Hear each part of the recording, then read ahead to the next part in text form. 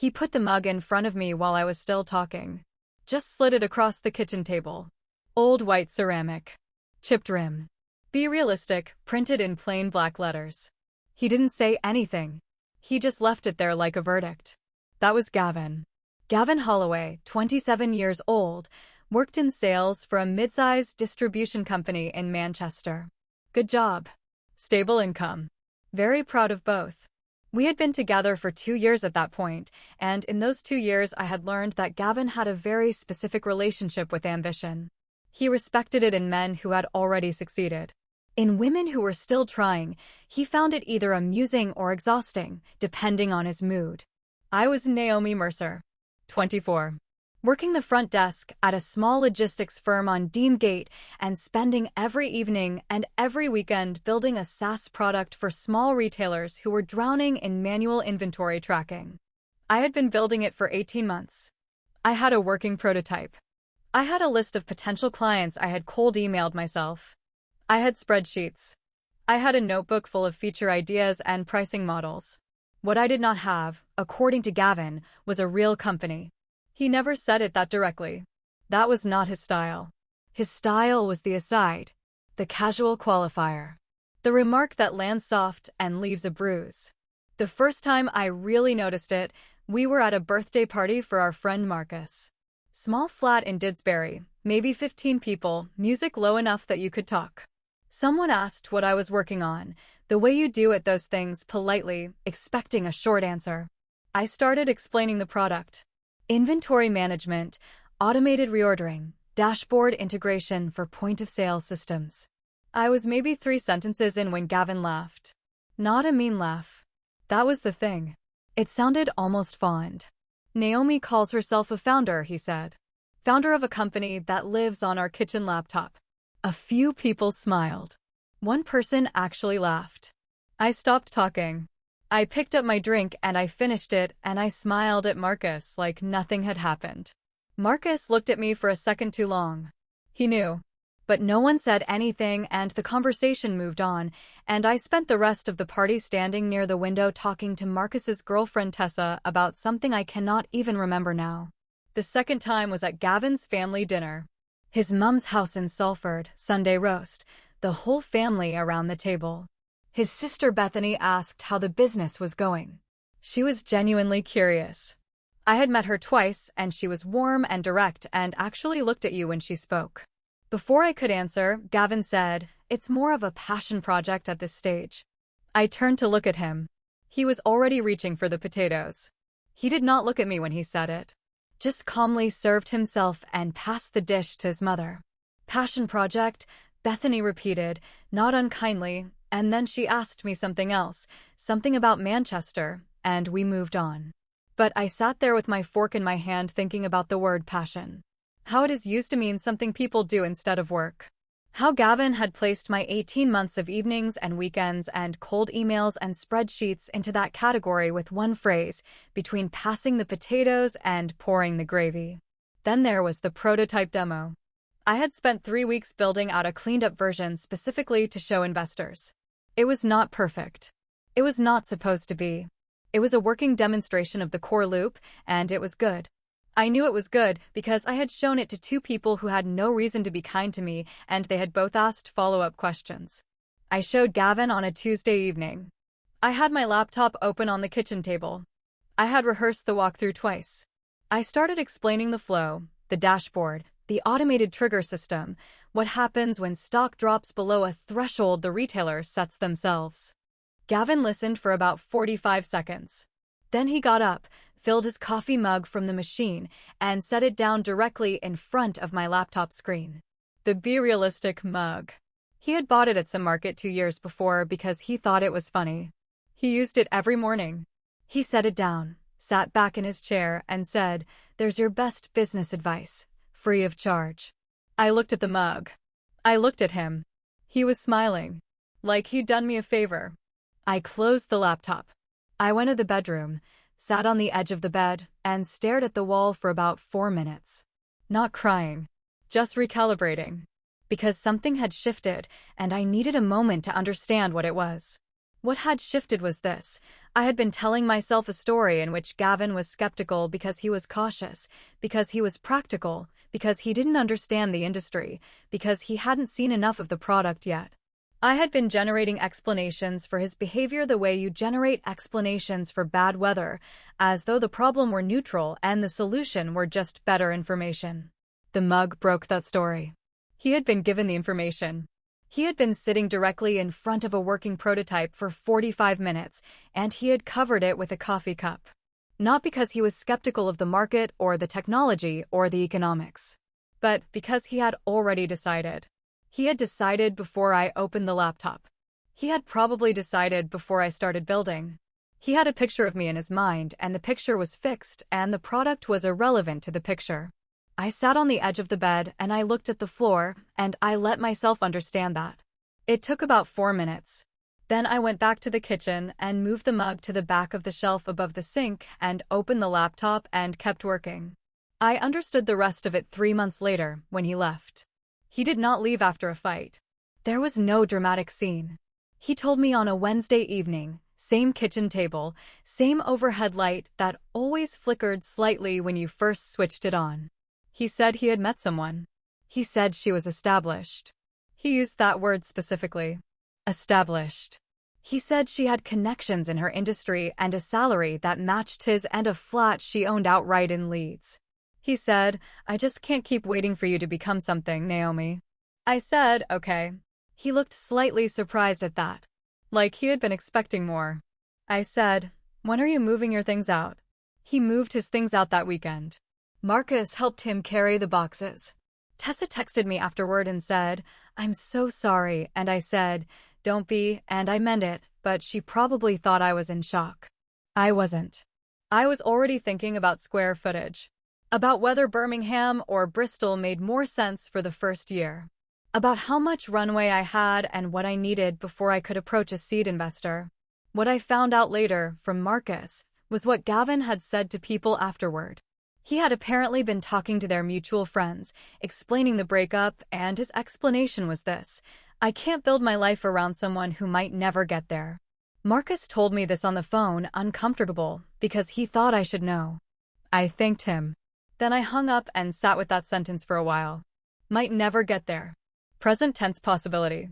As though my getting there was a coin flip he had assessed and found too risky. I picked up my laptop and I booked a viewing for a flat in Birmingham. That was 4.5 years ago. The LinkedIn post came about 3 months after the breakup. I had not been looking for it. I had not been checking his profile, was not tracking what he was doing. Had not thought about him much at all because I was deep in lease negotiations for the Birmingham flat and finalizing a job description for my first developer hire and trying to understand what a convertible note was in enough detail to discuss it without embarrassing myself. I opened LinkedIn for something work-related, a contact I needed to message, and there it was at the top of my feed because we still had enough mutual connections for the algorithm to surface it. The photo, Gavin and a woman I didn't recognize, standing outside a glass office building in London. Both of them smiling. Her hand on his arm. He was wearing a jacket I hadn't seen before. The caption, "Really good to finally be with someone who's already built something, rather than someone who's still talking about building it." 114 likes. Among them, 2 people I had sat with at Marcus's birthday party. One person who had been at that Sunday dinner at Gavin's mother's house and had smiled at me across the table. I read it twice. I put my phone face down on the table. I sat in my kitchen in Birmingham, in the small flat I had moved into 6 weeks earlier, at the table that was slightly too big for the space, so that the corner of it pressed against the wall, and I looked at my laptop. And I thought about the prototype I had shown him. The one he had covered with a coffee mug. I did not feel sad. I want to be specific about that, because people assume the obvious emotion, and it wasn't that. What I felt was something much quieter and much more clarifying. It was the feeling of a door closing from a long distance away. Not a slam. Just the soft, definitive click of a latch. I opened my laptop and I got back to work. I did not post anything. I did not message anyone. I did not reply to the LinkedIn post or sub-post about it or tell Tessa about it when she called that weekend. I just noted it, The way you note the weather before you leave the house, and I adjusted accordingly. What I adjusted was this: I stopped explaining myself. Not to Gavin. That was already done. I mean to anyone. I stopped volunteering information about what I was building. Stopped mentioning timelines, stopped giving progress updates, stopped answering the how's the startup going questions with anything more than fine, making progress. If someone wanted to know what I was doing, they could wait and see. Everything I had was going into the work. The developer I hired was a woman named Priya, 26, contractor rate. Found her through a technical forum where she had been asking pointed questions about API rate limiting that told me she understood systems at a level I needed. Her answers in those threads were precise and slightly impatient with vague questions. I liked that. I sent her a message. She replied in 3 hours. We did a video call. She asked me exactly 5 questions in order. What's the core technical problem? What's the current stack? What's the timeline? What's the budget? And what happens if the timeline slips? I answered all 5 without filler. She said, "Okay, I'm in. Send me the repo." She delivered the first module a week before her own deadline. Spent the extra time building something I hadn't asked for that turned out to be better than the version I had asked for. She told me it existed in a message that said, "Built the alert batching differently. It's cleaner. Let me know if you hate it." I didn't hate it. I asked her why she hadn't flagged it first. She said, because it was obviously better. I didn't have a good counterargument. When something wasn't working, she would message me at 11 at night to say, "Found the issue, authentication layer. It's fixed, going to sleep." No drama. No explanation of how hard it was. Just the information, and then she was gone until morning. We worked well together for 14 months before I could afford to bring her on full-time. The Birmingham flat became the office. Then the office became a desk in a shared workspace near the custard factory, in a building that smelled like fresh coffee and printer toner, and had a kitchen where someone always left a dirty mug in the sink. 6 months after that, it became a proper room with a door and a whiteboard and a second monitor. Each step felt smaller than it should have while I was living it, and larger than expected when I looked back. I had a list of investors I wanted to approach. Getting meetings was the first problem. Getting through them without being redirected toward a smaller version of the idea was the second. The rooms had a pattern. Someone leaning back, listening to about 4 minutes of the pitch, then you'd need someone with more operational experience to really scale this. That one was my favorite, in the way a recurring joke stops being funny and starts being interesting. More than what? Than 2 years of building and running the product? They never specified. It was not an argument. It was a door held at a specific height. I kept going back. Julian Pike was the 9th meeting I had. He was in his late 40s, methodical, had invested in logistics tech before. He had an office in Edgbaston that was slightly too warm, and he arrived at our meeting 2 minutes early, which I noted. Before he sat down, he took the 2 pens from the cup on the desk and placed them parallel to each other next to his notepad, both tips pointing toward me. He looked up and said, "Show me the numbers first. I don't need the vision. I need the model." I had the numbers. I walked him through unit economics, customer acquisition cost, the retention data from our pilot users, the expansion potential by sector. He asked about churn. He asked about gross margin. He asked about the team. He asked every question in a flat, even tone, like he was reading from an internal checklist, and when I finished he said, "Okay. Send me the deck by Thursday. I'll have questions." He had 17 questions. I answered all of them. 2 months later, he led the seed round. The round closed at £600,000. Not large by any standard that makes headlines. Large enough to hire Priya full-time, bring on a second developer, and run a proper pilot with 12 paying clients for 6 months. At the end of those 6 months, 10 of them renewed. 1 expanded their plan. 1 churned because they went out of business, nothing to do with us. I went back to Julian with those numbers. He said, "Find me the next 12 clients and we'll talk about the A round." I found 23. The A round closed 18 months after the seed. The contract that changed everything came in the spring of 2022. A national convenience store chain, 340 locations across the UK, had been using a competitor product that kept failing them on reporting. Their operations director had seen a case study I'd written about our inventory alert system. She emailed the general inbox. Priya forwarded it to me with 3 question marks. I drove to their head office in Coventry. I brought the numbers. I brought 2 of our existing clients on video to speak to their experience.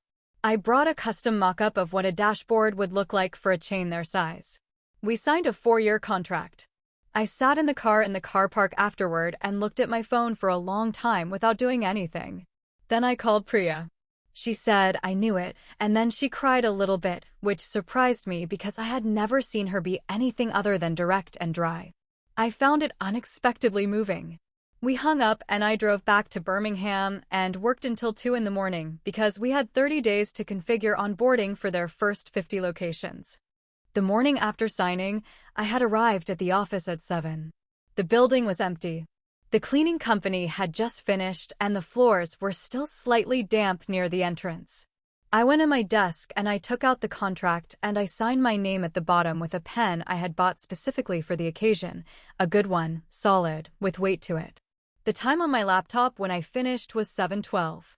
Nobody else was there. Nobody saw it. That was fine. The witness that mattered was the contract itself, and it was already signed, and it was going into a folder, and in 30 days we would begin onboarding 50 locations. I made myself a coffee from the machine in the corner of the office and drank it standing up looking at the whiteboard, which had a project timeline written across it in 3 colors of marker. Some of it was already out of date.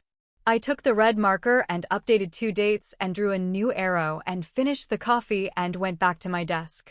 None of the people who had watched Gavin tell me I was just a girl with a laptop in a kitchen knew any of this was happening. I had not updated my LinkedIn.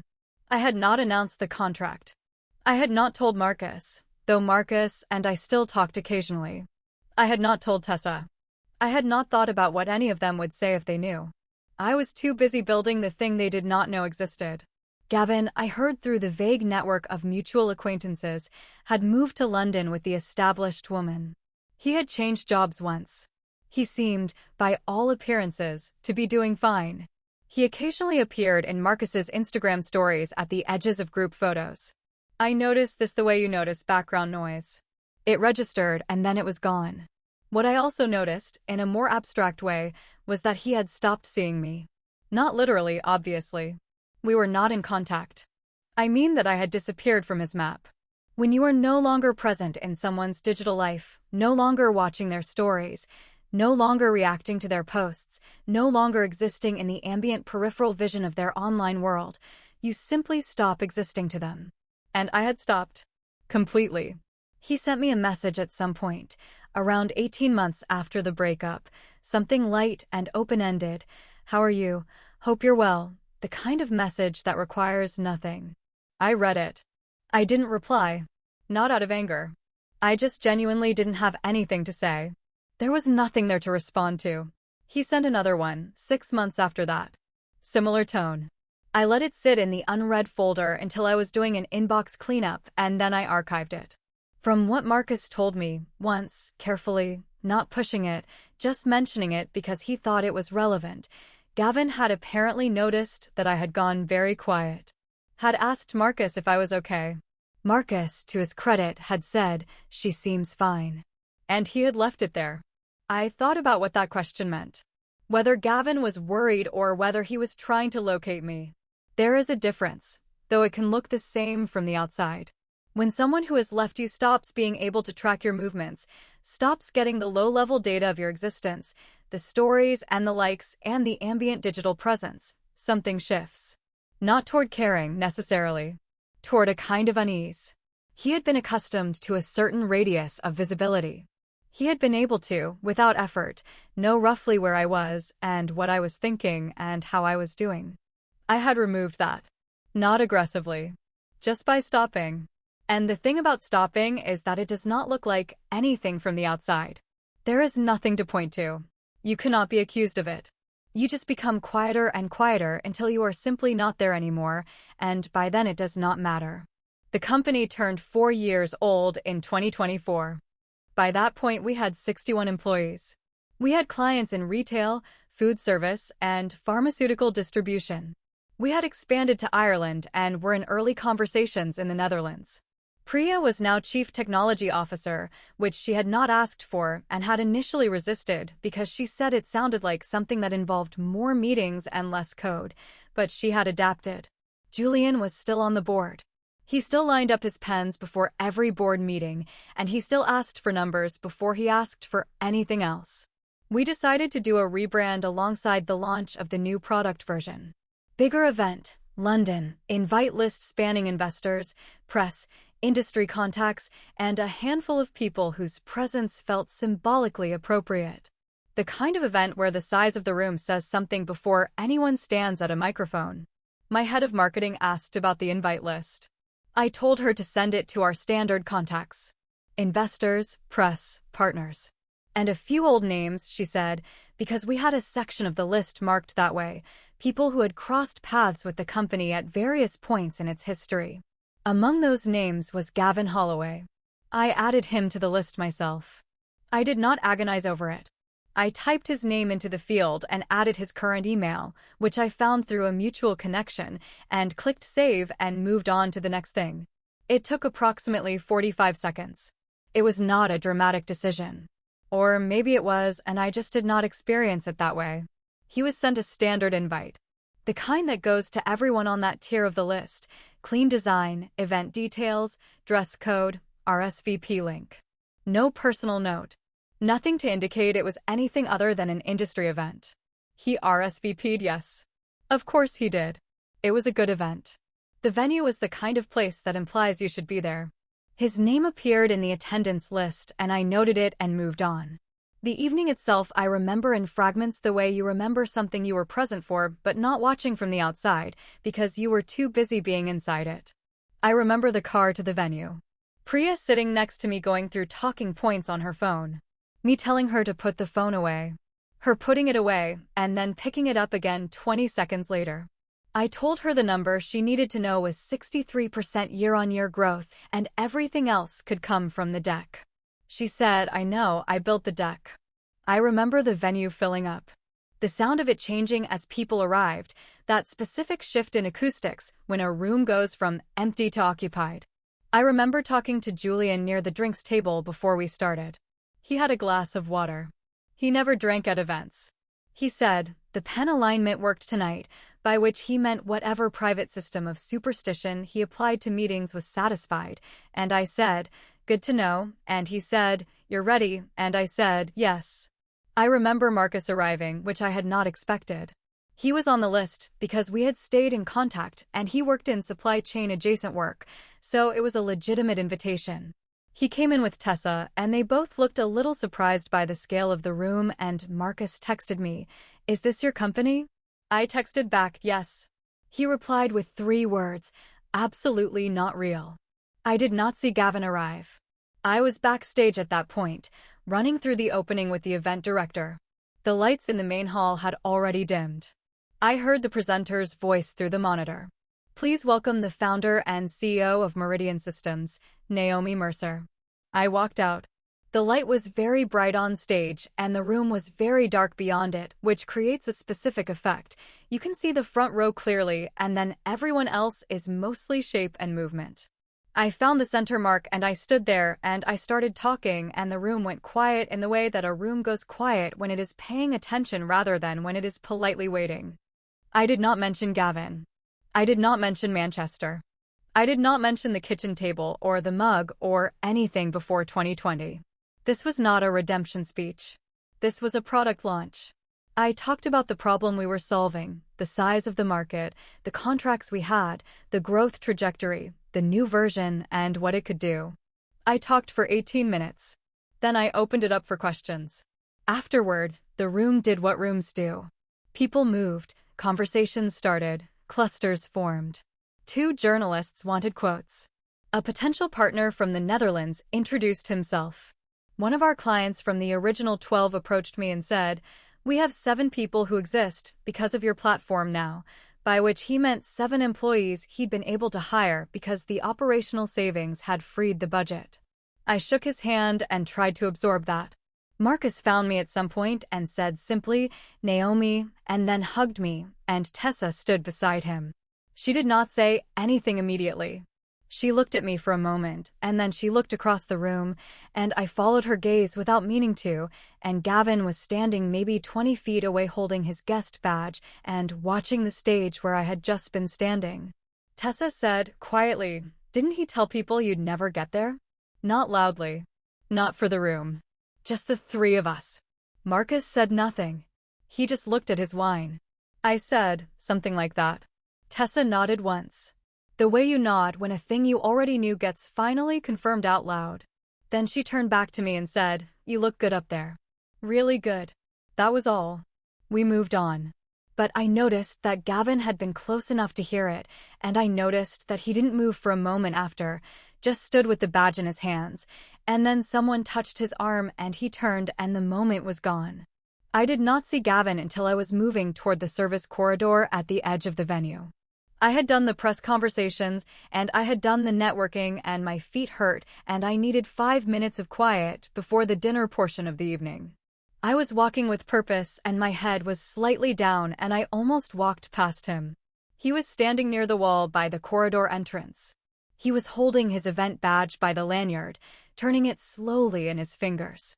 It was the kind of badge they give to general guests, white background, guest printed in dark letters at the top, first name below. He had been holding it for long enough that the lanyard was slightly creased in the middle. He said my name. I stopped. He looked the way people look when they have been rehearsing something, and then the moment arrives and the rehearsed version no longer quite fits. He said, "I need to say something." There was a pause. Then, "I don't think I understood what you were building. I think I just couldn't see it fitting into the version of the future I had." He said it the way you describe a traffic jam that made you late, matter of fact, as though the failure of imagination were a weather event rather than a choice. He said, "I made mistakes." He said, "I think about that conversation at the party sometimes." And I said, "Maybe we could, I don't know, if you'd want to, start somewhere fresh." I had not planned what I was going to say. I had not rehearsed anything. I had thought about this moment in the abstract, the way you think about a conversation you might have on a plane with a stranger, and the abstract version was interesting, but not particularly emotional. The actual version was quieter than I expected. He was standing in front of me holding a lanyard badge that said guest, and he looked the way he always looked when something had not gone the way he expected, slightly bewildered, slightly calculating, already working out the next sentence. He had always done that. You could see it. A small adjustment behind the eyes while you were still speaking. I listened. I let him finish. Then I opened my bag. I had brought the mug. The Be Realistic mug, white ceramic with the chipped rim and the black lettering. I had kept it. I'm not entirely sure when I decided to keep it, whether it was a conscious decision or whether I had simply not thrown it away, and at some point the not throwing away had become intentional. I had moved it from Manchester to Birmingham, from the first flat to the office, from the first office to the second. It had been sitting on a shelf in my actual office for the past 2 years, not in a place of prominence, just on a shelf, next to a plant and some cables and a reference book I never opened. I had put it in my bag that morning when I was packing for the event. I held it out and placed it in his hands. He looked down at it. He recognized it. His expression shifted through several things quickly. I said, "You were right about one thing." He looked up. I said, "I should have been more realistic about you." I placed the mug in his hands and I walked to the car. He was still standing there when I turned the corner. I did not see this. I heard it from Tessa, who had come out for air and watched the whole thing from 20 feet away without him noticing. She said he just stood there holding it. She said he looked at it for a long time. She said she didn't feel sorry for him, and she'd expected to. The car moved through London. I looked at the city through the window. All that light. Priya messaged, "Where did you go?" I replied, 5 minutes. She replied, "The Dutch guys want to talk timelines." I replied, "I know. Coming now." That was it. I thought about something Julian had said to me early on, when I was still trying to explain to him why I believed in the market opportunity in terms of the people who had dismissed it. He had stopped me mid-sentence and said, "I don't need to know who didn't believe. Show me who already does." He tapped one of his pens against his notepad. Belief is a lagging indicator, he said. By the time someone believes in you, you've already done the work. I had thought about that a lot over the years. What I understood now, in the back of that car, was that Gavin had not been wrong about his limits. He had a specific capacity for imagining futures, and my future had been outside it. That was not cruelty, exactly. It was just the boundary of his vision. The problem was not that he couldn't see it. The problem was that he had handed me a coffee mug to make sure I couldn't see it either. The mug had a small crack in the base. It had always been there, a hairline fracture that had never gotten worse and never gotten better and never once made it leak. I had never repaired it. Not because I forgot. Because it was fine as it was. At the dinner I sat at the center table and Marcus was there and Tessa was there and Julian was at the far end talking to someone from the press and Priya was beside me already pulling up a document on her laptop because Priya does not fully relax at events, which I have accepted as part of her character. Marcus leaned over at one point and said, quietly, "Was that Gavin I saw you talking to near the corridor?" I said, "Yes." He said, "And?" I said, "It was fine." He was quiet for a moment. Then he picked up his wine and said, "He seemed lost tonight." Not unkindly. Just as an observation. Like he was noting the weather. I said, "I know." He nodded and did not push it, and I appreciated him for that. He had always known when to stop. The evening finished. I got home.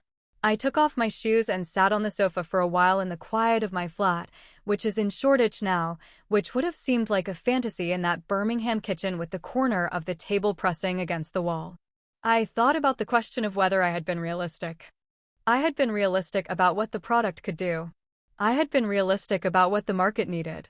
I had been realistic about what it would take, the hours, the money, the failed meetings, the versions of the pitch that did not work, the nights that felt like they were going nowhere.